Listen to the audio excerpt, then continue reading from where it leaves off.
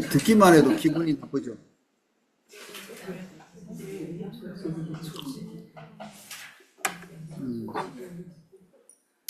제가 국어사전 찾아보니까 정치는 다스리고 운영하다 이렇게 돼 있고요. 구성원 간의 다양한 이해 갈등을 조정하고 합의를 통해서 문제를 해결해 나가는 그런 걸 정치라고 하더라고요. 사람이 둘만 모여도 정치가 필요하다고 하더라고요. 이 합의가 돼야 되니까 가족 안에도 이제 우리 아이들이 이제 바깥에 많이 있다가 이제 안으로 들어오는데 기쁘죠. 아이들이 들어오니까. 근데 조정해야 될 부분이 있습니다. 우리 아내는 전략을 해서 그 난방비를 줄여야 되고, 우리 아이들은 따끈한 곳에서 생활을 하던 아이들이 돼가지고, 이제 들어오면 이제 합의를 봐야 되는 거죠. 이제 다 모여서 이 구조조정, 뭐, 얼마까지 올릴 수 있는가, 또는, 어느 정도 견뎌야 되는가, 이런 거를 이제, 이런 가족 안에 한 서너 명 모여도 이게 조정해야 될 부분이 있고 갈등이 있죠. 근데 뭐 더 큰 집단은 뭐 말도 뭐 더 할 수 없을 정도로 많은 복잡한 문제들이 있고, 교회도 우리 초대교회 시작하자마자 거의 교회가 구성되자마자 심각한 문제에 부딪혔는데, 그게 교회 헌금을 사용하는 문제였죠. 그래서 구제에 빠지는 사람들이 있었고, 뭐 별 문제 없었던 사람이 있고, 그 안에서 그걸 조정해 나가는 어떤 방식이 필요했고, 거기서 이제 조직 같은 것들이 만들어지죠. 예수님이 뭐 주신 조직은 사도 정도 세워 주신 거고, 그리고 이런 구조로는 좀 부족해서 교회 사람들이 많아지면서 조금씩 이제 구조들이 더 붙었다고 볼 수 있습니다. 그래서 정치 없이는 이게 공동체가 운영이 될 수가 없습니다. 어떤 공동체도. 가정부터 시작해서 둘만 모여도, 그리고 국가도 정치가 필요하죠. 어떻게 꾸려가야 되는지, 이거 없으면 뭐 난장판이 되겠죠. 정말. 그래서 교회도 우리가 알다시피 큰 이제 공동체이기 때문에 여러 가지 정치 형태가 있는데, 주로 이제 정치는 갈등 조정하는 것, 갈등, 그리고 가치를 어떻게 분배할 건가, 그리고 권력을 어떻게 행사할 건가, 누가 권력을 가지고 있는가, 뭐 이런 것들. 그 권력은 뭐죠? 공동체를 운영해 나가서 공동체의 어떤 최종적인 결정들을 수행할 수 있는 힘을 실어주는 거죠. 누군가에게. 대통령에게 실어주기도 하고, 그리고 교회도 어떤 결정적인 어떤 선언을 할 수 있도록 누군가는 이제 권위를 실어줘야 되는 사람이 있는 거죠. 그리고 가치 분배, 교회 안에 들어와 있는 것들을 누구랑 나눌 건가. 복음을 나눌 때도 교회가 의견이 나누었죠.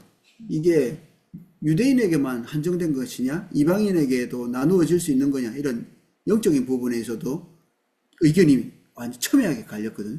그리고 교회 안에 있는 헌금을 어떻게 분배할 건가, 이 문제도 첨예하게 의견이 나누어서 결국 이거를 이제 진통을 겪으면서 합의에 이르렀기 때문에 오늘날 교회가 있는 거죠.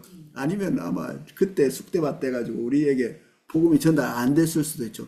혹시 그때 회의할 때 다수결로 이렇게 해가지고 이방인에게는 전달하면 안 되겠다 이러면 이제 우리는 끝난 겁니다. 그날로. 근데 그때 회의가 올바로 됐기 때문에 우리에게까지 복음이 온 거죠. 뭐 이제 근데 이런 것들 조정해 나가는 방식이, 로마 가톨릭 교회는 가톨릭대로의 방식이 있고, 그리고 성공회는 성공회 나름대로의 방식이 있고, 각기 장로교는 장로교의 뭐 방식이 있고, 침례교는 좀 독특한데 침례교는 침례교 나름대로의 방식이 또 있습니다. 독립교회들도 그렇고요. 그 이후에 이제 뒤에는 더 많이 있을 겁니다. 그럼 이 정치 형태가 딱 성경에서 딱 선명하게 이런 것이다 이렇게 선을 또 그어놨느냐, 이게 없지는 않은데 너무 뚜렷하게 있지는 또 않은 거예요. 그래서 추측할 수밖에 없고, 그리고 이 교회 정치는 특별히 핵심적인 교리는 아닙니다. 이 정치 형태가 다르다고 해서 그 교회가 이단이 되고 이런 건 아니거든요. 그러니까 어느 정도 이제 중요도를 가지고, 없으면 또 안 되지만 중요도를 가지고 있지만 교회가 잘 꾸려져 나가고 있다면 별 크게 이제 그런 부분들이 어떤 기준에 맞출 필요도 없을 수도 있는 거죠. 그래서 각 교회마다 교단마다 교회 정치가 다 다름에도 불구하고 그럭저럭 장로교는 장로교대로, 감리교는 감리교대로, 침례교는 침례교대로 또 잘 꾸려져 가고 있거든요. 그러니까 이것 때문에 서로 이제 간섭도 하지 않고요. 서로 각자의 정치를 해갈 수 있도록 교회를 돌보아 갈 수 있도록 이렇게 우리가 서로를 그냥 방치하고 있죠. 그러면서도 또 연합할 수 있는 것은 이게 핵심적 교리가 아니기 때문에 다름에도 불구하고 이게 하나 될 수 있는 거죠. 만약에 뭐 핵심적 교리가 문제가 있다. 그러면 이제 연합 자체가 안 되는 겁니다. 이거는 어떤 교회는 핵심적 교리가 올바르지 않기 때문에 우리가 교회 바깥으로 꺼내는 경우도 있죠. 이건 틀린 경우. 이런 문제는 또 아니다. 교회 정치의 문제가 그렇습니다. 교회 정치할 때 제일 먼저 이제 살펴봐야 될 거는 나름대로 강점, 장점이 있지만 제일 먼저 교회 정치에 가담하는 사람들 중에 핵심적인 사람들이 누군가 하는 거겠죠. 교회 직분자들 이렇게 표현할 수도 있고요. 그래서 101쪽 교회 직분자들. 교회 직분자는 정의가 이렇습니다. 온 교회 유익을 위해 특별한 기능을 발휘하는 책임과 의무를 공적으로 인정받은 사람이다. 여기서 중요한 거는 공적으로 인정받은 사람입니다. 공적으로. 추의 은사가 있다. 공적으로 인정받아야 될까요? 안 받아야 될까요? 별로 필요가 없습니다. 그건. 왜냐하면 어떤 사람에게 치유의 기도를 할 수 있는 권한이 주어져야 될까요? 꼭? 그렇지는 않잖아요. 우리 포도나무 교회 같으면 이제 기도 사역자가 따로 있기도 하고 이렇게 되면 질서상 그냥 대략 이렇게 하는 거고, 그런데 오이코스에서는 또 다른 지체들이 기도하고 또 뭐 그런 직임이 없다 할지라도 서로서로 기도할 수 있는 문제인데, 그런데 이제 설교를 하는 문제다. 그런 문제는 조금 다를 수가 있겠죠. 목요일, 주일 예배다. 그럼 요조 목사님도 올라갈 수 있고, 다른 성도님들도 올라갈 수 있고, 이런 건 아니잖아요. 그게 특정하게 가르칠 수 있는 권위를 부여받은 어떤 사람이 거기에 올라가는 거죠. 그래서 늘 같은 사람이 거기에 올라가는 겁니다. 예. 그날마다 뭐 시시때때로 올라가는 건 아니죠. 유대인들은 회당에서 그냥 그날 빌 받는 사람이 올라가는 것 같아요. 그 성경을 읽고 누구든지. 그러니까 사도 바울도 회당에 갈 때마다 스스로 나서가지고 거기서 이제 누구나 할 수 있으니까 거기서 말씀을 전하기도 하고 그랬거든요. 그래서 유대인 회심자 중에 되게 많은 퍼센트는 그 회당에서 회심자가 일어납니다. 경건한 사람들이라고 하는 이방인들도, 유대교로 전향한 이방인들도 거기에 있었고 유대인들도 거기에 있었고, 그래서 아무나 설교를 할 수 있고, 그래서 설교를 하면서 거기서 회심자를 얻기도 하고. 근데 교회 안에서 이제 그렇게 되면 엄청나게 무질서하게 되겠죠. 그래서 인정받은 사람, 확정된 사람들이 필요하다. 교회 헌금을 이렇게 좀 관리를 한다. 이거는 일주일마다 계속 갈아치워 이렇게 계속 바뀌어야 될까요? 이것도 좀 지정하는 사람이 필요하겠죠. 은사가 있는 사람. 은사가 없으면 제가 하면 어떻게 될까요? 제 용돈 관리도 제대로 안 되는. 제 용돈 관리도. 그럼 이제 한 일주일, 2주일, 한 달 가기 전에 대형 사고가 벌어질 수도 있습니다. 어디 갔어 도대체? 찾을 수도 없고, 돈을. 저는 그 몇만 원 되지도 않는 그 용돈이 도대체 이번 주에 얼마 남았지? 그걸 몰라요. 없는 줄 알았는데 있고, 있는 줄 알았는데 없고, 그런 경우가 되게 많거든요. 그러면 이건 무슨 뜻이냐? 하지 말라는 뜻입니다. 그런 일을 하지 마라. 이런 뜻이죠. 은사를 가진 사람들이 여기에 교회의 결정에 따라서 일을 해야 되는 것이죠. 공적으로 인정받은 어떤 사람들이 필요한 일이 있다. 질서 있게 기능을 발휘하기 위해서 한 사람이 책임을 맡은 사람으로서 사람들에게 인식이 돼야 되는 겁니다. 그 모든 사람이 다 저분이 설교를 하시는 분, 저분은 교회 정치를 하시는 분, 이렇게 인식이 되어 있어야 그 한 사람에게 이제 권위를 실어주는 거죠. 그리고 온전하게 자기 책임을 감당할 수가 있습니다.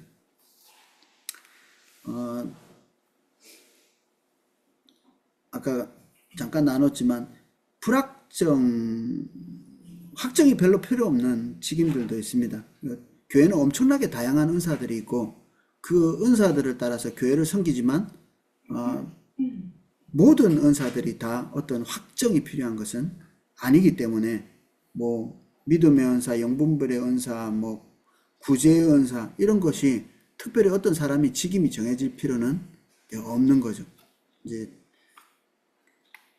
그래서 어떤 사람이 교회에서 효과적으로 기능을 발휘하기 하기 위해서 확정이 필요한 경우도 있고 확정이 필요 없는 경우도 있고 그렇습니다. 그 중에 제일 중요한 직분 이렇게 102쪽에 넘어가면 사도의 직분이죠. 사도. 이 사도 요새 말 많습니다. 뭐 신사도 운동 뭐 이렇게 해가지고 요새도 사도가 있다 이래가지고 누구냐 그게 도대체. 그래서 어떤 사람 지정이 되기도 하고. 102쪽. 그럼 사도를 우리가 어떻게 정할까? 우리는 사도 금방 생각나는 분들 있죠. 12명 그분들. 보궐선거에서 된 분은 원래 사도였다가 하나 빠져가지고 보궐선거 해가서 마띠아가 됐잖아요. 그분도 훌륭한 분이신가요?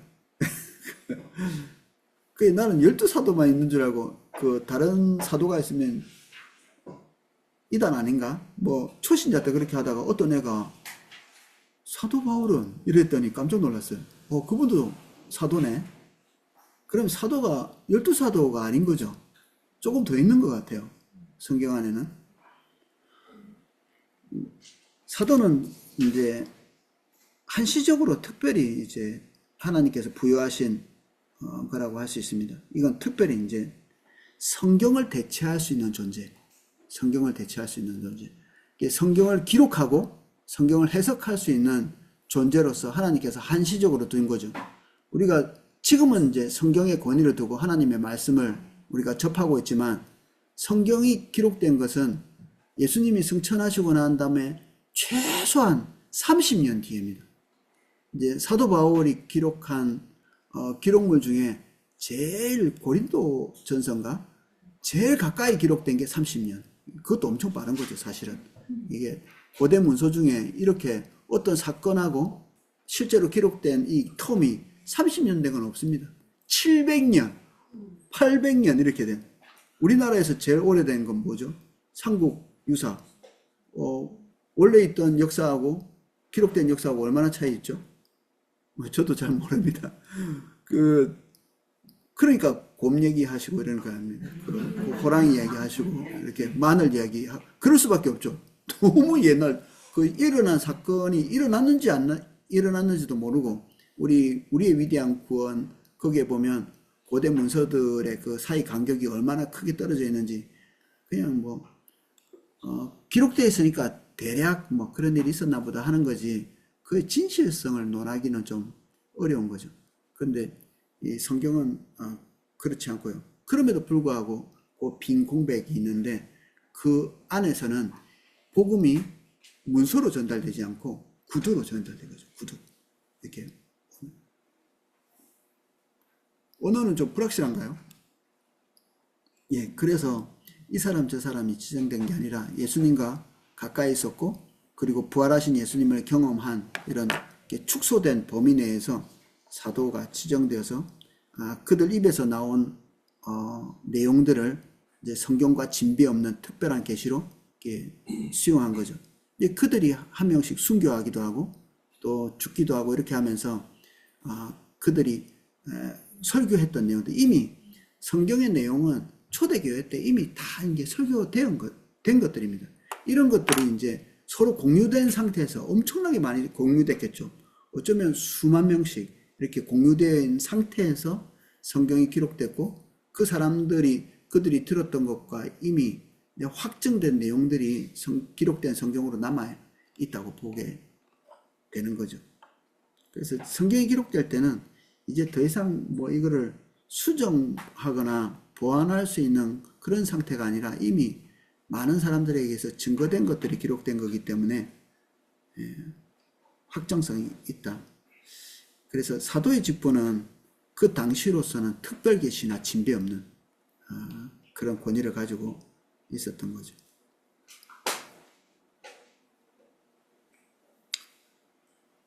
지금은 이제 하나님의 말씀인 성경이 우리에게 주어져 있고 그 성경에 우리가 권위를 사도적인 어떤 권위를 부여했다고 볼 수도 있습니다. 그래서 더 할 수도 없고 덜 할 수도 없는 성경이 된 거고 성경 안에서 예수님께서 증거하신 내용도 그러한 것이죠.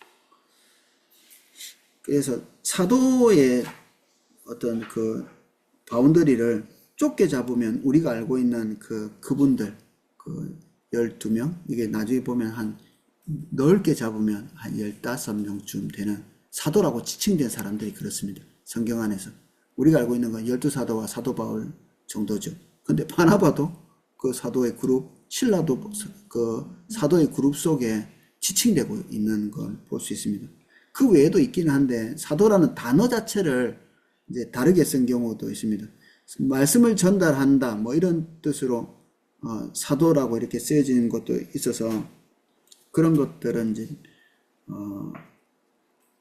103쪽에 보면 바울은 에바브로 디도를 너의 사자로 나의 쓸 것을 돕는 자라 이렇게 하면서 사도라는 단어가 표현되어 있는 것 같습니다. 근데 이런 것들은 이제 우리가 알고 있는 특별한 의미에서의 사도는 아니기 때문에 이제 제외할 수도 있겠죠. 사도의 그럼 자격은 뭔가? 요 밑에 사도의 자격 나와 있습니다. 1. 부활 후에 직접 예수님을 목격해야 했다. 부활 후에 직접 예수님을 목격한. 근데 이거 너무 많지 않나요? 이거 500여 형제들에게 다 보였다 이랬기 때문에 사도가 500명씩 되면 좀 곤란하겠죠. 근데 일단 하나 있고 두 번째 그리스도에 의해서 특별히 사도로 부르심을 받아야 한다. 이러면서 이제 확 줄어버리죠. 예, 대폭 줄어듭니다. 그래서 부활한 주님을 직접적으로 목격한 사람이어야 된다. 그래서 사도 바울은 특별한 목적 때문에 예수님께서 그의 몸을 보이시고 그것 때문에 회심한 사람인데 그것이 또한 사도가 될 수 있는 자격을 제공해 줬다 이렇게 보였습니다. 본인이 스스로 사도직을 변호를 해야 될 만큼 조금 이상하죠. 처음부터 예수님의 부활을 본 사람이 아니기 때문에 사람들로부터 권위에 도전을 많이 받죠. 그리고 본인이 이렇게 직접적으로 자기 입으로 사도의 자리에 있음을 변호할 수밖에 없었던. 그리고 그 후에 야고보에게도 보이셨으며 그의 모든 사도들에게 맨 나중에 만삭되지 못하여 난 자 같은 내게도 보이셨느니라 이렇게 하면서 자기가 작기는 하지만 사도가 아닌 것은 아니다 이렇게 얘기하고 있고 또 자기의 사도를 변명하기 위해서 다른 사도들을 거론하죠. 야고보 또 모든 사도들과 교제를 하면서 서로 사도 대 사도로서 이렇게 교제한 것을 이렇게 증명하면서 자기의 사도직을 방어하고 있는.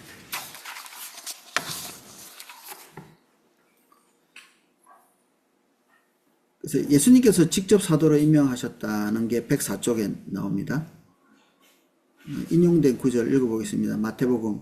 예수께서 그 12 제자를 부르사 더러운 기술을 쫓아내며 모든 병과 모든 약한 것을 고치는 권능을 주시니라.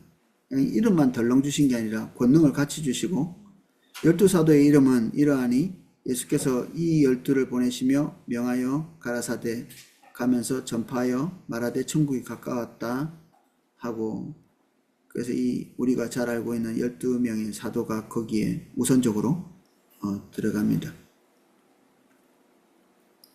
그리고 그 중에 유다가 탈락되죠. 그래서 그 밑에 인용한 구절 무사람의 마음을 아시는 주여 이 두 사람 중에 누가 주의 택하신 바 되어 봉사와 사도의 직무를 대신할 자를 보이시옵소서. 유다는 이를 버리고 제 길로 갔나이다. 제비를 뽑아 마띠아를 얻으니 저가 11사도의 수에 가입하니라. 그래서 이 사람이 마띠아가 또 들어가서 12명이 채워지죠. 그리고 이 사도의 수를 12명으로 이렇게 한정하고 있습니다. 이게 특별한. 이 숫자가 되게 중요한 게 요한계시록에 보면 이 12사도의 이름이 있다 이렇게 되어 있어요. 그 성의 성곽은 12기초석이 있고 그 위에 어린 양의 12사도에 12이름이 있더라. 이게 우리가 알고 있는 그 이름이겠죠. 누가 탈락하는 거지? 사도 바울은 이름이 없나? 안 봐가지고. 예, 12명이라고 하니까.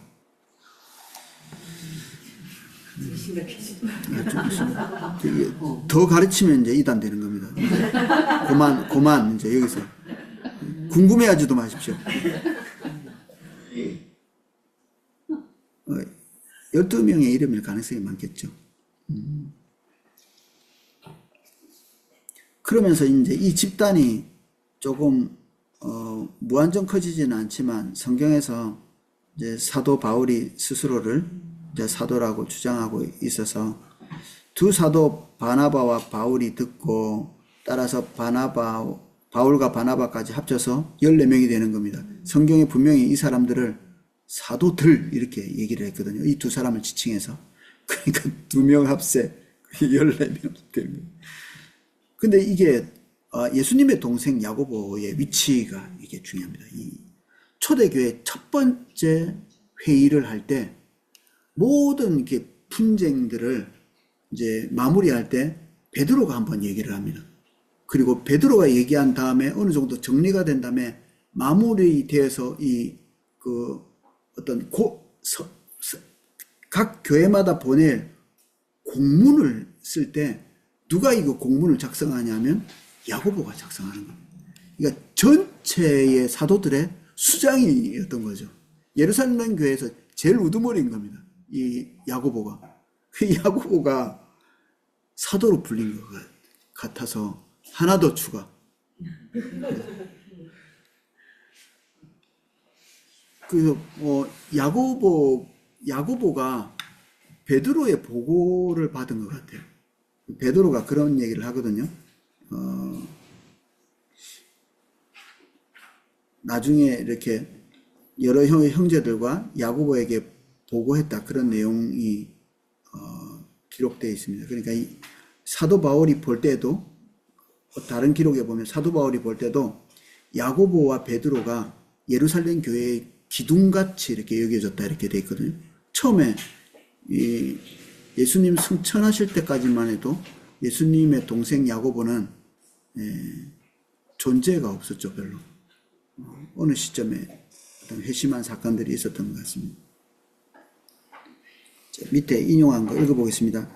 그 후에 야고보에게도 보이셨으며 그 후에 모든 사도에게와 맨 나중에 만삭되지 못하여 난 자 같은 내게도 보이셨느니라. 나는 사도 중에 지극히 작은 자라. 내가 하나님의 교회를 핍박하였으므로 사도라 칭함받기에 합당하지 못한 자로다. 결론은 합당치 못한데 합당하게 됐다 이 얘기입니다.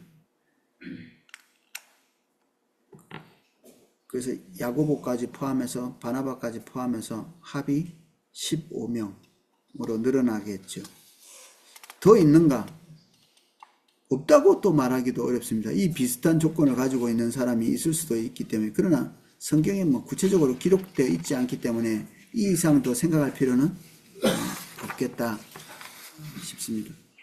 로마서 16장 7절에는 좀 어떤 말의 해석에 따라서 안드로니고와 유니게도 포함될 수 있지 않을까 싶은데 이런 것까지 이건 논란이 있는 것이기도 하고 해석에 따라서 아닐 수도 있고 분명하고 뚜렷한 것도 알기 어려운데 이런 것까지 그래서 이런 말을 하는 사람도 있다는 것만 알고 다음으로 넘어가겠습니다. 디모데의 존재에 대해서 조금 그렇게 주장하는 사람도 있는 것 같습니다. 왜냐하면 사도들이라고 이렇게 포함할 때 디모데가 들어가느냐 들어가지 않느냐 사도들 우리가라고 그런 성경 구절 때문에. 근데 이제 여기에서 증명을 이렇게 해놨습니다. 우리가라고 할 때 신라는 포함되지만 디모데는 포함되지 않는 여러 증거들을 하면서 디모데는 여기서 제외 되는 겁니다. 가능성이 없다 이렇게 보여집니다. 108쪽에 이 모든 것들을 딱 정리해 가지고 요약해 놓고 있습니다. 이 전체를 쭉 한번 읽어 보겠습니다. 108쪽 밑에서 세 번째 줄 요약. 사도라는 단어는 넓은 의미에서도 사용될 수 있고 좁은 의미에서도 사용될 수 있다. 넓은 의미에서는 사자 혹은 선구자라는 의미가 있다. 그러면 지금도 이제 사자, 선구자 이런 사람이 있죠. 지금도 뭔가의 선구자가 되는 사람이 있거든요. 뭐 여주 목사님이 그렇게 될 수 있을란가? 어떤 뭐 군선교의 선구자 또는 뭐 아프리카 선교의 선구자 다 있지만 또 어떤 또 다른 형태의 선구자는 될 수 있는 거죠. 이제 아주 넓게 한다면 그렇지만 우리가 이제 보통 그렇게는 잘 안 쓴다. 그리고 안 쓰기를 기대합니다. 요 책이 안 쓰기를. 왜냐하면 헷갈리니까 안 쓰는 게 좋다. 그리고 써도 유익이 별로 없기 때문에 안 쓰는 게 권장사항입니다. 좁은 의미에서는 예수 그리스도의 사도라는 특별한 직분을 가리킨다. 사도들은 초대 교회를 세우고 다스릴 수 있는 특별한 권세를 가지고 있었고 하나님의 말씀을 쓰고 말할 수 있는데 그들이 기록한 것들이 신약 성경에 기록되어 있다. 다 사도들이 기록한 기록물을 우리가 하나님의 말씀인 성경으로 보고 있습니다. 사도가 되기 위해서는 1번 부활하신 후에 그리스도를 직접 목격했어야 했고 2번 사도로 그리스도께서 친히 부르심을 받아야 한다. 사도의 수는 제한되어 있었다. 15 혹은 16 이상이나 그 이상이었을 수도 있지만 신약 성경은 이에 관해서 구체적인 숫자를 제시하지 않는다. 처음 12사도에 바울과 바나바가 가세했고 야고보도 들어갔을 가능성이 매우 높다. 신라도 사도에 포함됐을 가능성이 있고 신라는 원래 제일 먼저 등장한 것이 교회의 할례 문제를 서로 논쟁하고 이래서 정리를 한 다음에 신라를 이 안디옥 교회에 파송을 하죠. 마치 이렇게 대표자처럼 이렇게 파송을 하죠. 중요한 인물이 가야 되겠죠. 그래서 이제 나중에 이 사람을 또 사도로 지칭했기 때문에 그의 위치나 그렇게 지칭한 것이나 이런 거 볼 때 사도적인 위치에서 사역을 하고 있었다 이렇게 보여지는 겁니다. 어쩌면 안드로니고와 유니아 그리고 이름이 밝혀지지 않은 몇 명이 더 있을 수도 있다. 사도 바울 이후에는 사도직을 받은 사람이 없는 듯하다. 성경에 안 나와 있으니까. 확실한 것은 오늘날에는 부활하신 그리스도를 친히 본 사람이 없기 때문에 사도는 없다는 것이 확실하다. 뭐 혼자 봤다고 우기면 모르지. 할 수 일단 없습니다. 교회에서 가르치고 다스리기 위해 존재하는 살아있는 사도 대신 우리는 사도들이 기록한 신약 성경을 가지고 있다. 이 신약 성경은 오늘날 교회에서 절대적인 권위를 가지고 있으며 초대교회 당시에 사도들이 행하던 다스리는 기능을 감당하고 있다. 오늘날 교회에서 유능한 교회 개척자나 선구자를 가리켜 사도라는 용어를 사용할 수 있다. 그러나 신약을 읽으면서 사도직에 주어진 엄청난 권세를 보는 사람들에게 혼란을 가져다 줄 수 있으므로 그것은 그리 합당하지 못하고 도움이 못 된다. 그런 데가 있나 봐요. 어떤 좀 이렇게 중요한 인물들이나 위에서 말하고 있는 이런 어떤 중요도가 나타나는 사람에게 사도라는 어떤 직임을 붙이는 그런 데가 있는 모양이죠. 그런데 권장하고 있지 않습니다. 권장하고. 교회 역사에서 대단히 중요했던 지도자들, 아타나시우스, 아마 무슨 논쟁이었지, 제일 처음에. 우리가 성부, 성자, 성령에 대한 아마 그 위격에 대한 논쟁을 할 때 규정했던 그분이 아닌가. 어거스틴도 마찬가지. 루터, 칼빈, 웨슬리, 휘필드 이 사람들 없이 우리가 복음을 못 받았을 가능성이 많습니다. 그런데 엄청나게 중요한 위치에 있는 이 사람들에게 아무도 사도라고 안 붙이거든요. 엄청나게 중요한데도.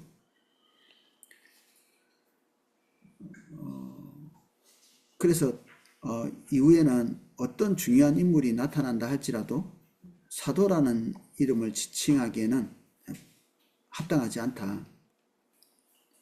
여기 이제 쐐기를 박으면서 이런 말을 또 해놨습니다. 누가 사도라는 직분을 취하고자 한다면 교만이나 자기를 높이는 발상 혹은 지나친 야망, 다른 사람보다 더 큰 권세를 교회에서 가지려는 욕심에서 비롯된 것이 아닌가 의심하지 않을 수 없다. 여기까지야 뭐 아무리 욕심 많다 해도. 그 다음 장로. 이 장로에 대한 단어는 이 장로교하고 침례교가 의견이 많이 다르죠. 이 장로는 누구인가? 정체. 어떤 사람이 장로인가? 근데 이제 성경 구절을 이제 들추어고 추론하면서 침례교는 이런 정의를 내립니다. 이 장로는 목양을 하는 사람이다. 목양을 하는. 그렇게 볼 수밖에 없는 성경 구절들이 이렇게 나열되어 있습니다. 목양은 누가 하죠? 오늘날 이제 목사라고 부르는 그런 사람들이 이제 목양을 하는 거죠. 그리고 감독이라는 직분도 이 사람이 뭘 하는 사람이냐 이렇게 지칭했을 때는 비슷한 표현들을 계속 쓰고 있는 거죠. 목사, 장로, 감독 이런 단어들이 다 같은 기능을 하고 있는 사람으로 이게 치환되면서 이렇게 쓰여지고 있는 것을 이게 강조합니다. 신약 성경에서 다양한 정치 형태가 나타나 있다고 주장하는 사람들이 있지만 실제로는 안 그렇다는 얘기입니다. 성경은 계속해서 장로를 세우는 일을 반복해서 이렇게 각 교회마다 이렇게 나타내고 있거든요. 신약 교회에서 교회를 다스리는 주요 기관으로 복수로 장로들을 지속적으로 언급한다. 사도행전에 거기 나옵니다. 각 교회에서 장로를 택하여 금식 기도하며 저희를 그 믿는 바 주께 부탁하고, 이 교회를 계속 세워가면서 그 교회를 오래 섬길 수가 없었죠. 사도 바울이. 어떨 때는 불과 얼마 안 됐는데 또 다음 단계로 가야 되는 그런 경우에 있었거든요.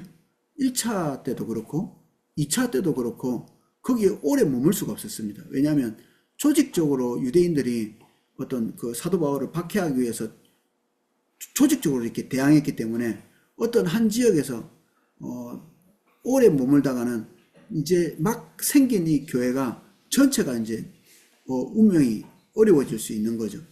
그러니까 이 사도 바울이라는 존재는 어떤 곳에서 오랫동안 머물 수 있는 그런 사람이 되지 못했습니다.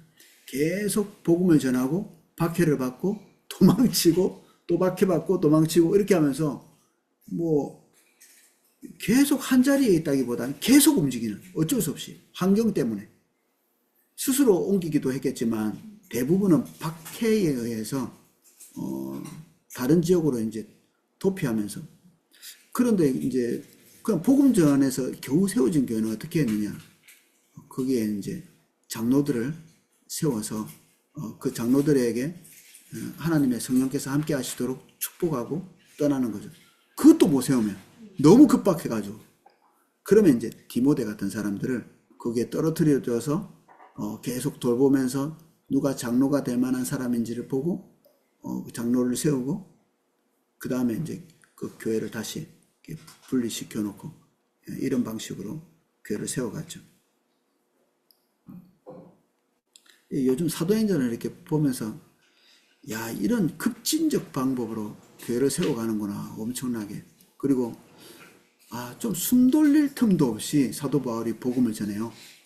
한 지역에서 좀 지긋해서 몇 년 동안 안디옥 교회 처음으로 한 번 딱 그렇게 했던 것 같아요. 몇 년씩 있으면서 그 교회를 양육하고, 그리고 교회가 든든히 서가고 좀 뭔가 이렇게 뿌리를 내릴 수 있을 만큼 충분한 시간을 가지고 양육했던 교회는 그 교회뿐이에요. 그 외에는 그냥 뭐 세워진과 동시에 내팽개치고 또 가고 이런 식이죠. 그랬는데도 교회가 건강하게 세워지는 건 너무 기적 같은 일이죠. 우리가 오늘날이면 그렇게 할 수 있을까 싶기도 하고 그래요. 근데 이게 예수전도단 3대 총재의 특별한 행보가 있어요. 예수전도단 잘 아시죠? 근데 남미 사람이 3대 총재가 됐는데 예수 믿은 지 한 7주? 8주? 이렇게 된 사람들을 선교사로 내보내요. 시스템이. 그리고 급하고 강한 바람이라는 그 책이 있는데 뭘 알겠어요. 우리 생각에. 근데 복음의 진수는 그렇게 길지는 않거든요. 복음의 진수가. 그 부활하신 예수님, 십자가 달신 예수 그리스도, 그리고 그분을 인격체로 만나는 것, 그리고 그분의 인도를 받는 것, 이거는 뭐 한순간에도 되는 거죠. 사실은. 우리가 알고 있는 거 수십 년 해봤자 뭐 있어요, 복음. 복음 전할 때 수십 년짜리 복음을 전하십니까? 아니면 5분짜리 복음을 전하십니까? 5분짜리 복음을 전하는 거죠. 7주면 성령님이 와 계시고 내주하시고 이러면 선교사 못 돼요? 되는 거예요, 이렇게. 그래서 저는 야, 이거 패러다임이 좀 바뀌어야 되겠다. 세워지는구나, 이게. 아무리 도망쳐 다녀도 거기에 교회는 하나님의 은혜에 맡겨놓고 세워지는구나. 이게 엄청나다. 베레아가 교회같이, 데살로니가 교회같이 불과 얼마 되지 않았거든요. 그런데도 교회가 세워져 가고 있는. 와, 이게 어떻게 이렇게 될 수 있을까? 저는 가끔 이제 오이코스를 이제 세우는 일을 많이 해왔는데, 오이코스가 세워질까 불안한 이런 경우 어쩔 수 없이 누군가에게 맡기기도 하고 잘 세워져요. 아무 문제 없이 내가 한 것보다 더 잘 되는 경우도 있습니다. 어떨 때는.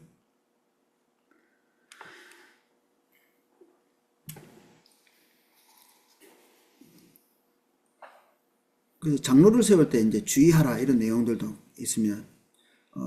교회가 세워지고 잠시 후에 교회는 각 도시의 장로들을 세운, 제일 먼저 한 게 아마 장로를 세운 일 같습니다. 왜냐하면 교회가 세워질 때 계속 이제 그런 기록들이 있기 때문에. 야고보는 편지에 이렇게 썼거든요. 너희 중에 병든 자가 있느냐? 저는 교회의 장로들을 청할 것이요. 이게 목양을 하는 어떤 존재를 청해서 그 병든 자를 신방하게 하고 그리고 기도를 청하라고 이렇게 돼 있죠. 그리고 야고보에 흩어져 있는 모든 신자들, 즉 여러 교회에서 보낸 일반 서신에서 한 말이기 때문에 특히 중요하다. 이는 야고보가 보내는 이 서신을 받는 모든 신약의 교회, 즉 그 당시에 있던 모든 교회들이 장로들이 있음을 기대했다는 말이 된다. 장로들이 있으니까 장로들을 청하라고 했겠죠. 이게 이미 그 교회가 세워졌다면 장로는 있는 겁니다. 거기에. 베드로전서도 장로에 대한 언급이 있습니다. 너희 중에 장로들에게 권하노니 너희 중에 있는 양무리를 치되, 양무리를 목양하는 존재로 지칭하고 있죠. 이 장로를. 베드로전서도 소아시아에 있는 교회들의 편지를 보내면서 장로에 대한 언급을 했습니다.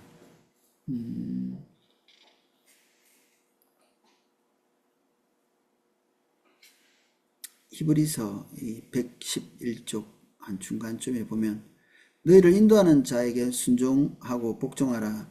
저희는 너희 영혼을 위하여 경성하기를 자기가 회개할 자인 것 같이 하느니라.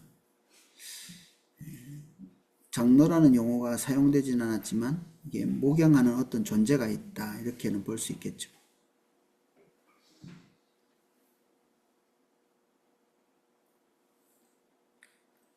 그 밑에 한 교회에 장로가 한 명이 아니었던 것 같습니다. 여러 명이 이렇게 장로가 있었던 것 같고, 두 번째, 신약의 교회는 여러 종류의 정치 형태가 있었던 것이 아니라 모든 교회가 그 교회를 관리하고 다스리는 장로를 둔 한 가지 모형만 있었다. 그 외에 다른 모형이 없는 거죠. 교회가 씨가 뿌려지고 세워지는 과정에서 장로들이 세워지고 그 장로들이 목양을 해나가는 그런 다른 형식을 보기 어려운 거죠. B번 장로들을 지칭하는 다른 명사들, 목사, 감독, 인도하는 자, 이 다른 형식으로 이렇게 이름이 되어 있는 부분도 있다. 목사라는 단어는 별로 안 나오는 것 같습니다. 여기 보면 한 번 나온다 되어 있죠. 에베소서 4장 11절에 그가 혹은 사도 혹은 선지자 혹은 복음 전하는 자 혹은 목사와 교사로 주셨으니 할 때 목사인데 이건 이제 해석하기 나름으로 목사 교사 이렇게 붙여서 볼 수도 있다고 여기 되어 있습니다. 그러니까 가르치는 사람으로서의 목사죠. 가르치는 기능을 하는 존재. 뒤로 넘어가겠습니다. 112쪽. 이 목사들은 가르치는 일을 맡았던 일부 장로들이었음을 암시한다. 왜냐하면 장로의 자격 중 하나가 가르치기를 잘하는 것이기 때문이다. 그래서 가르치는 것은 장로가 가지고 있었던 필수 덕목 중에 하나였죠. 못 가르친다? 장로 못 되는 거죠.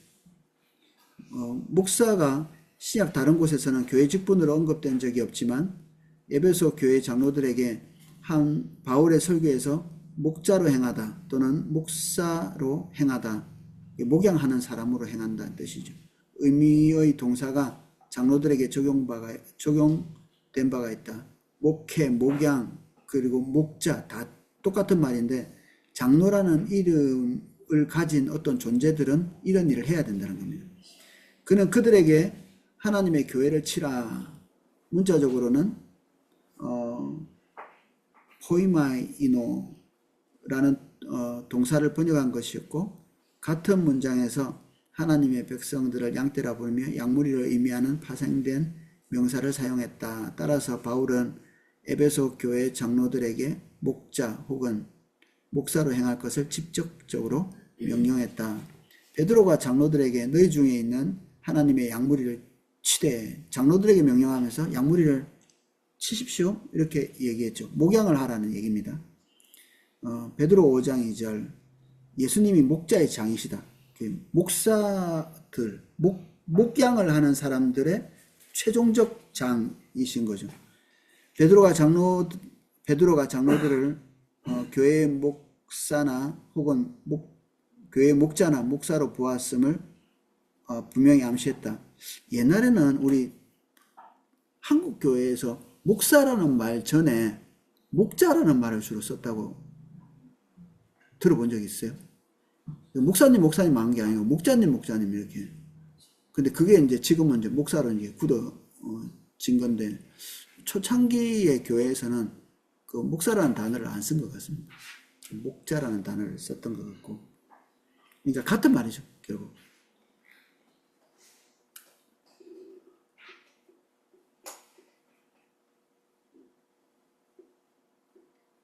(112쪽)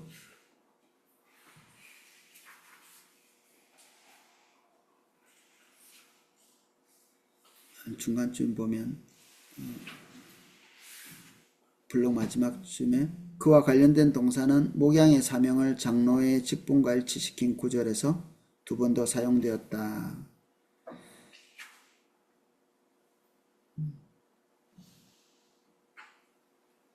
신약에서 장로를 지칭하기 위해 사용된 또 다른 단어는 에피스코포스. 그냥 써놓은 대로 읽으면 됩니다. 헬라어로서 감독 혹은 인도할 자라고 번역되기도 했다. 이 단어도 역시 신약에서는 장로들을 가리키는 단어임에 거의 틀림없다. 예를 들면 바울은 에베소 교회 장로들을 불렀을 때 그들에게 너희는 자기를 위하여 또는 온 양떼를 위하여 삼가라. 성령이 저들 가운데 너희로 감독을 삼고 라고 말했다. 바울은 에베소 교회 장로들을 기꺼이 감독이라고 불렀다. 감독과 장로가 교차해서 그냥 사용된 거죠. 감독하기도 하고 목양하기도 하고 다 교차해서 사용합니다. 감리교에서는 목사를 다스리는 사람을 감독이라고 하나요? 조금 약간 좀 높은 직위를 가지고 있는 사람을 감독이라고 하죠. 예, 그 구분해서 사용하는 데가 있는 것 같습니다. 근데 여기서는 이제 혼재해서 그냥 사용하고 있는 겁니다. 바울은 디모데 전서 3장에서 바울이 감독 직분을 얻으려 하면 선한 일을 사모한다 하미로다. 감독 직분에 대한 사모함은 긍정적인 것으로 표현되고 있어서 113쪽. 잘 다스리는 장로를 밑에 위에서부터 5번째입니다. 배나 존경할 자로 알아라 이렇게 되어 있습니다. 말씀과 가르침에 수고하는 이들을 더할 것이니라. 잘 다스리는 장로, 배나 존경할 자.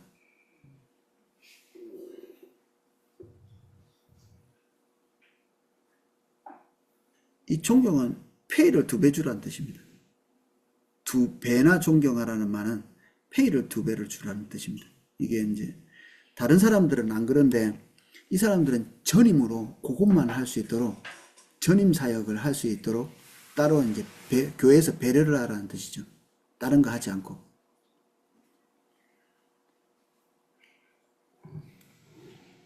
중간 블럭입니다. 다음 블럭 보겠습니다. 113쪽 2번째 블럭. 바울은 티도에게 각 성에서 장로들을 세우라고 말한 후에 그 자격 조건을 열거했다.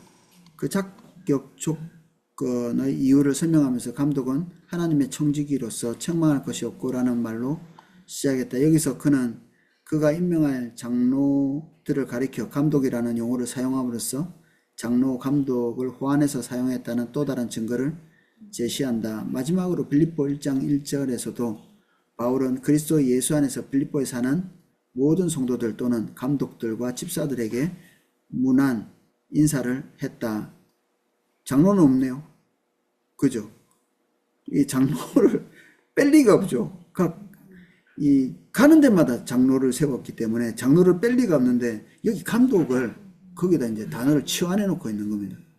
분명히 있는데 감독은 장로를 가리킨다고 보는 것이 옳을 듯하다. 왜냐하면 바울은 어느 교회에서나 장로를 세웠기 때문에 빌립보 교회에 장로들이 있었다고 보아야 하기 때문이다. 만일 감독과 집사가 장로와 구분되는 별개의 직분이었으며 만일 빌립보에 다스리는 장로들이 있었다면 바울이 그 교회에 편지를 보내면서 감독과 집사들은 언급하면서 장로들만 언급하지 않을 리가 없다. 이제 합리적 추론을 해보는 겁니다. 따라서 바울이 감독과 장로들이라고 말할 때 그것은 장로와 집사들을 의미했을 것이다.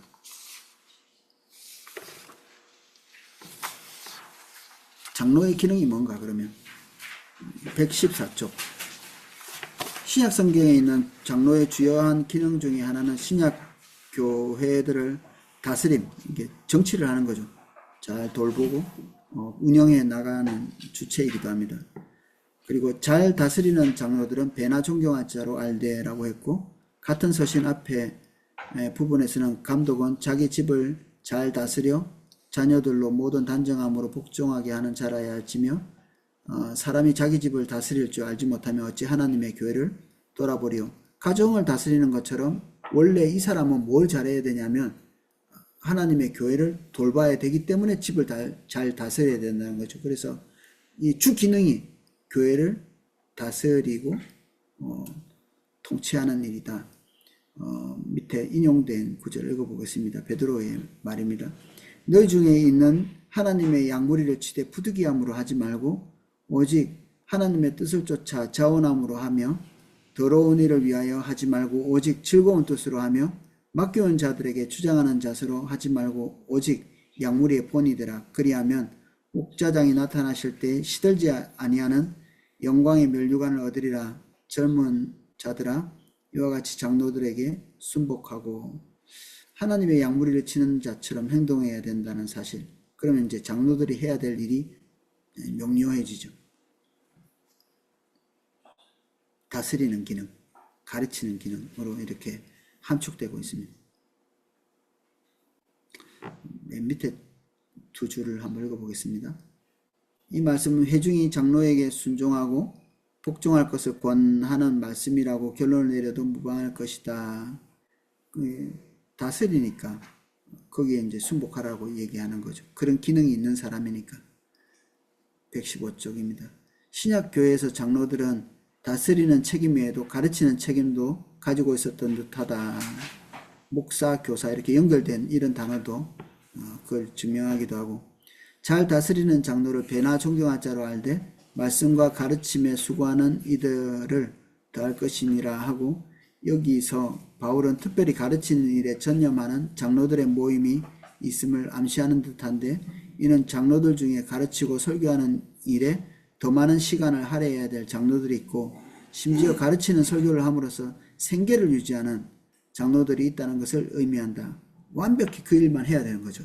계속 하나님 말씀을 연구하고 가르치고 설교하고 이것만 해야 되는 사람, 전임사역자를 얘기하는 겁니다.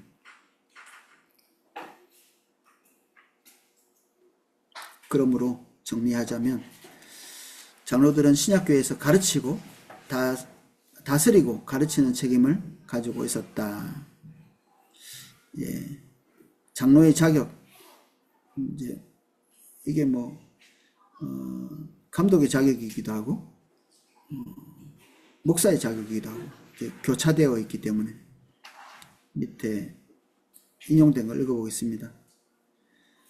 그러므로 감독은 책망할 것이 없으며 한 아내의 남편이 되며 절제하며 근신하며 아담하며 나그네를 대접하며 가르치기를 잘하며 술을 즐기지 아니하며 구타하지 아니하며 오직 관용하며 다투지 아니하며 자기 집을 다스려 자녀들로 모든 단정함으로 복종하게 하는 자라야 할지며, 갈로는 띄워놓고 새로 껴난 자도 말지니 교만하여져서 마귀를 정죄하는 그 정죄에 빠질까 하며, 또한 외인에게도 선한 증거를 얻은 자라야 하지니 비방 마귀의 올무에 빠질까 염려하라. 우리가 익히 많이 알고 있는, 그리고 116쪽에 또 자격을 다시 인용하고 있습니다. 책망할 것이 없고 한 아내의 남편이며 방탕하다는 비방이나 불순종하는 일이 없는 믿는 자녀를 둔 자라야 할지라. 감독은 하나님의 청지기로서 책망할 것이 없고 제 고집대로 하지 아니하며 급히 분내지 아니하며 술을 즐기지 아니하며 구타하지 아니하며 더러운 일을 탐하지 아니하며 오직 나그네를 대접하며 선을 좋아하며 근심하며 의로우며 거룩하며 절제하며 미쁜 말씀의 가르침을 그대로 지켜야 하리니 이는 능히 바른 교훈으로 권면하며 거스려 말하는 자들을 책망하게 하려 함이라.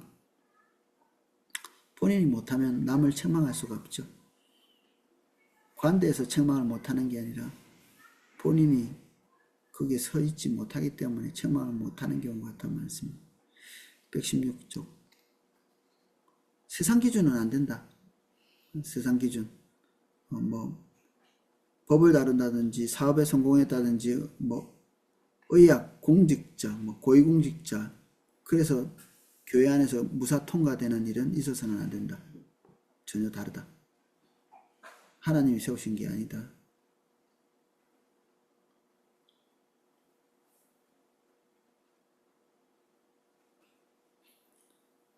한 아내의 남편은 무엇을 의미하는가? 별로 안 헷갈리시죠? 저는 왜 이걸 굳이 설명했나 모르겠어요. 안 헷갈리는데? 뻔하지. 이게 아내를 2명 뒀다 이런 말은 아닐 거 아니에요. 그리고 또,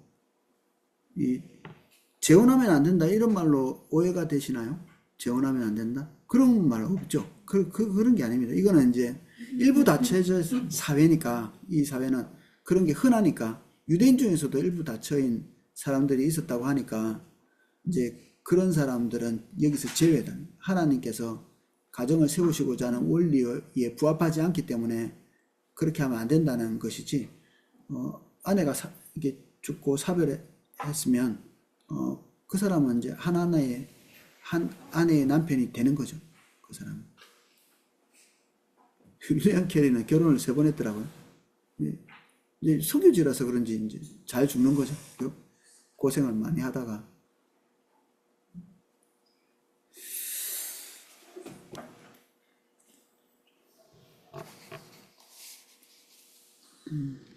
이것도 예 그렇게 별로 어렵지 않습니다.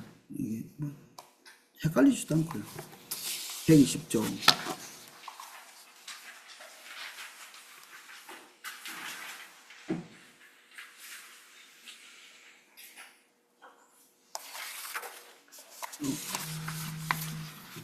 아니야. 뭐가 좀 잘못됐구나. 제가 오늘 나오다가 무슨 생각을 했는지 책가방을 놓고 와가지고 강의하러 오면서 책가방 놓고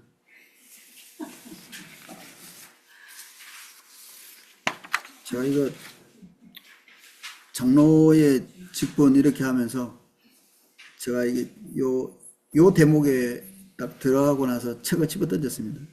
이게 사표를 써야 되나? 이게 부합되지 않는 나의 모습이 이제 여기 자꾸 보이니까.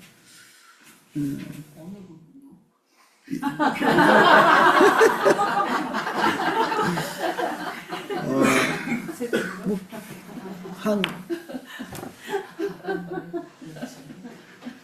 책만 엄청나게 듣고 있고, 이거 하나는 맞네. 아내의 남편이 되고, 방탕. 조건이 안 돼서 방탕이 잘 안 됩니다. 조건이 안 되면 이게 돈 많아야 할 수 있는 게 방탕 아닌가. 비방도 많이 듣는 편인데, 그리고 불순종하는 일이 왕년에 좀 해가지고, 불순종하는 자녀, 이게 수위가 어느 정도지? 집에 어떤 애가 그런 것 같아가지고 청지기로서 책망할 것이 없는가 생각해 봤더니 자신이 없더라고요. 제 고집, 저도 좀 고집이 있어가지고 급히 분내지 않은, 저도 가끔 이렇게 훅 올라와가지고, 그 많이는 아닌데 옛날에 비해서는 많이 좀 술을 즐기지 아니하면 요거는 맞네. 먹어본 적이 없어가지고 구타하지 아니하며, 예, 이럴 일이 없어. 이럴 일이 없고, 더러운 일을 탐하지 아니하며 오직 나그네를 대접하며 선을 좋아하며 근심하며 의로우며 절제. 예, 이 부분은 좀 예, 보면서 뜨끔했습니다. 밑분 말씀 가르침을 그대로 지켜야 하리니. 오늘 읽으니까 이상하게 별로 없네. 내가 예습할 때는 책을 집어 던졌거든요. 뭐야 그만둘까 이렇게. 그래서 새벽 3시에 또 일어났어요. 이게 걱정이 돼가지고, 야, 이거 어떻게 강의를 하지? 이게 자격 성도들하고 같이 읽어야 되는데 나 뜨거워서 어떻게 읽지? 그런 생각이 들어가지고, 그러니까 새벽 3시에 깨가지고 갑자기 이런 생각이 들더라고요. 여기에 나오는 게 혹시 담임 목사가 아닐까?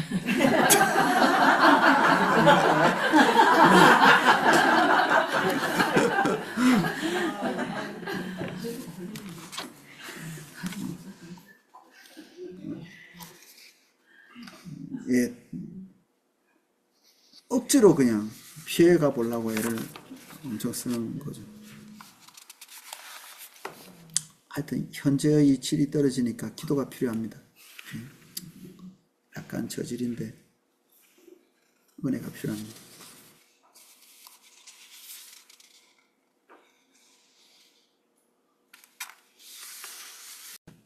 하나님과의 관계가 세상에서 제일 쉬운 관계입니다. 왜냐하면 주님이 우리한테 맞춰주세요.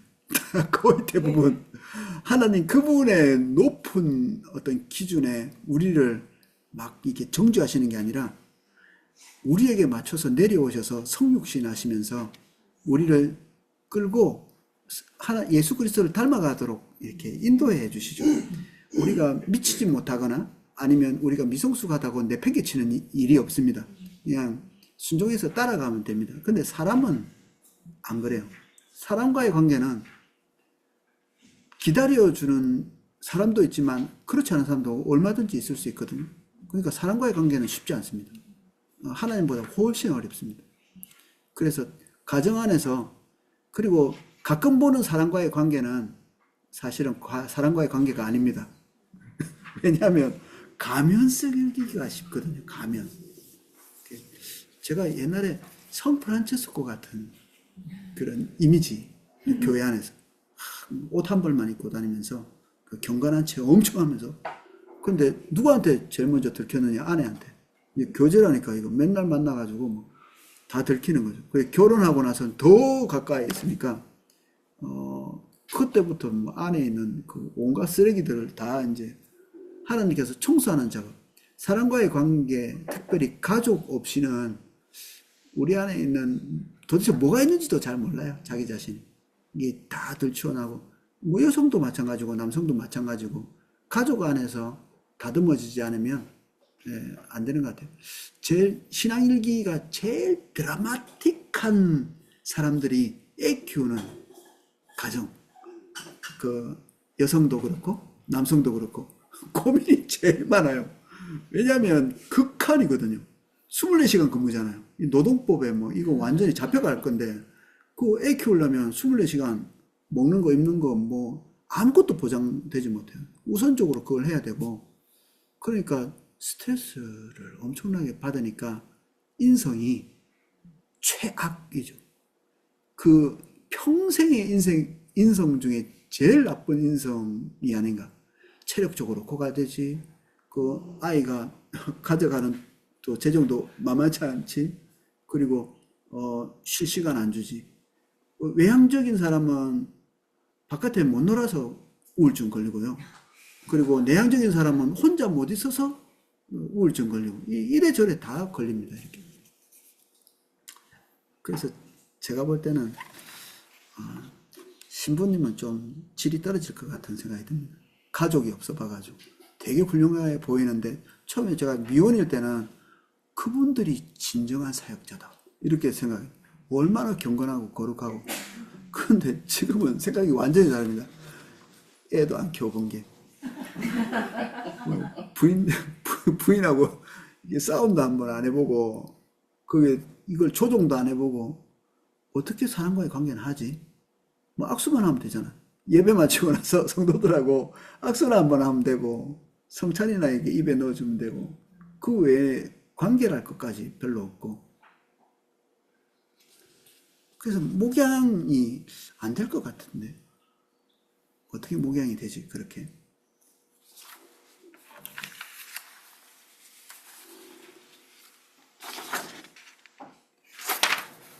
디모데에게 한 말이기도 하고, 장로를 세울 때 함부로 세우지 말라 이렇게 얘기해 놓고 있죠.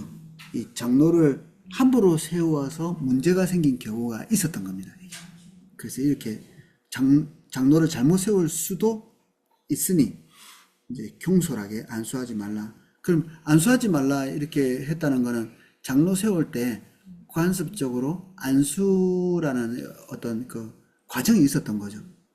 그 안수를 통해서 공적인 자리에서 이 사람의 권위를 부여할 뿐 아니라 그 안에서 성령의 어떤 기름 부음 이런 것들도 부어지고 이랬던 거죠. 지금 하고 있는 게 이제 이런 데서 교훈을 받아서 이제 적용한 거라고 볼 수 있겠죠.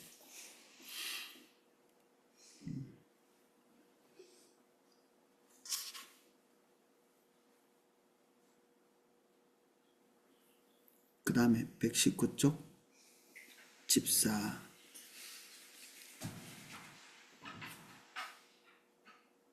디아코네오스. 원래부터 있던 단어였던 것 같습니다. 원래부터 있던 단어는 뭐 하인이라는 단어, 이렇게 누군가를 봉사한다는 뜻이겠죠. 그래서 교회 안에서 이제 단어만 보면은 이제 직관적으로 볼 때 봉사하는 분들 이렇게 이해할 수도 있겠습니다. 어떤 사람인가 밑에 인용해 놨습니다. 이와 같이 집사들도 단정하고 일구이연하지 아니하고 술에 임박이지 아니하고 더러운 일을 탐하지 아니하고 비슷하죠. 깨끗한 양심의 믿음의 비밀을 가진 자라야 할지니 이에 이 사람들을 먼저 시험해보고 무슨 시험하고 시험 들까봐 우리는 걱정인데 시험해보고 이걸 통과하고 나면 그 후에 첨언할 것이 없으며 집사의 직분을 하게 할 것이요 여자들도 이와 같이 단정하고 참소하지 말며 이 부인을 얘기하는 겁니다. 여자 집사를 얘기하는 게 아니라 이 집사 가정 전체를 얘기하는 거죠. 단정하고 참소하며 절제하며 모든 일에 충성된 자라야 할지니라. 집사들은 한 아내의 남편이 되어 자녀와 자기 집을 다스리는 자일지니 집사의 직분을 잘한 자는 아름다운 지위와 그리스도 안에서의 믿음에 큰 담력을 얻느니라. 이거 목사나 집사나 조건은 비슷하죠. 하는 기능만 좀 다른 것 같습니다. 밑에 우리가 위에 읽었던 부분을 가지고 어떤 일을 했는가. 더러운 일을 탐해서는 안 되는 것은 재정을 돌보고 있었다는 뜻이죠. 그러니까 그럴 위험성이 있는 거죠. 그리고 행정적인 책임을 지고 있었다. 그리고 지역사회의 어려움을 겪고 있는 사람들을 도와야 될 책임들이 있었던 걸 볼 수 있고요. 그리고 아내들이 참소하는 자가 되어서는 안 된다는 걸 봤을 때 신방이나 상담의 역할들도 좀 했을 걸로 추정이 되어집니다. 이런 것들이 있는 걸로 봐서는.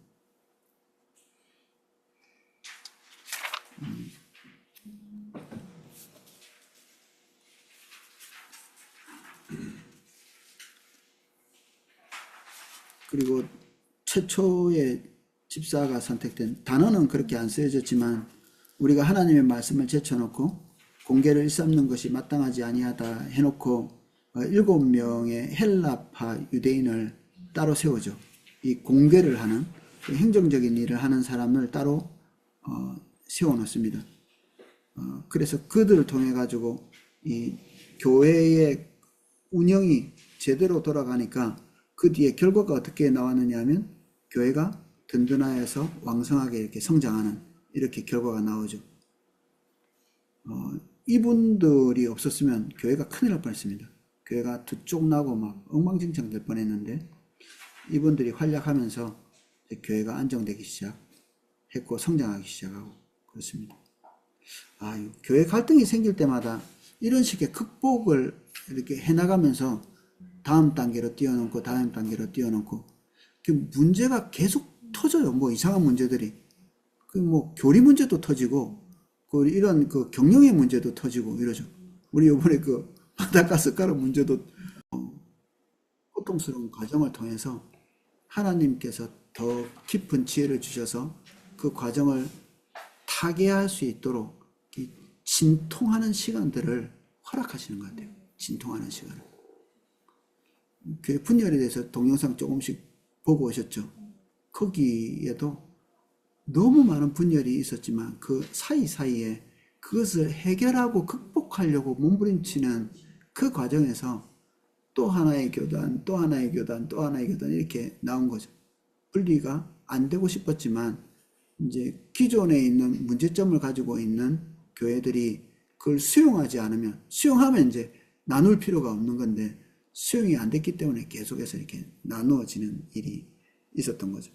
그래서 문제는 계속 터지고 그걸 해결은 해야 되고 해결하면서 성숙해지기는 하는데 그 과정이 꼭 이제 교회 안에는 필요한 것 같아요. 이 집사의 탄생도 이제 그렇게 탄생하게 된 것입니다.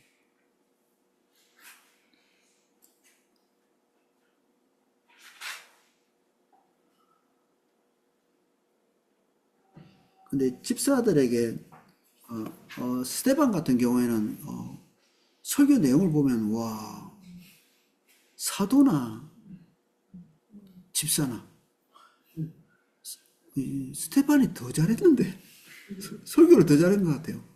사도 바울도 이렇게 성경을 그 창세기부터 쭉 말라기까지 통으로 꿰면서 이 유대인들을 꼼짝도 못하게 만드는 이런 설교를 사도 바울도 이제 한번 한 거를 봤는데 띄엄띄엄 이렇게 했더라고요. 뭐 그 정도 할 수 있었겠죠. 근데 그에 못지않게 해냈다. 근데 뒤에 세워진 집사들에게 직접적으로 가르치는 일을 어떤 지시하는, 이게 목사, 이 장로들에게는 가르치고 목양하라는 말이 반복적으로 나오지만 집사들에게 그런 것을 하라고 직접적으로 말한 이런 구절은 없는 거예요. 예, 하면 안 된다 이런 것도 없죠. 그런데 이게 더 노골적인 어떤 지시사항은 없기 때문에 이분들이 하는 주된 임무 중에 가르침 아니면 목양 이런 것들은 주 임무는 아니었다 이렇게 보여지는 거죠. 다른 직분들 있을 수 있는가? 우리 포도나무교회는 성경에 나와 있지 않은 많은 직분도 있습니다. 오이코스 리더, 그리고 저기 위원회 위원장, 남녀전도회 회장님 이런 거 다 이단 집단들인가요?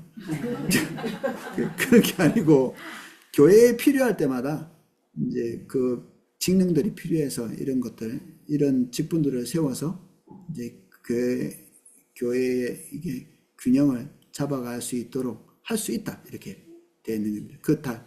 그런데 이제 그런 직분들을 세우되 그 사람들에게 사도의 어떤 권위나 또는 교회에서 지정하는 어떤 권위가 발생하는 그런 것은 또 아니다. 목양의 어떤 책임을 지어주는 것과 직관되는 이런 것은 아니다. 이렇게 선을 긋고 있습니다.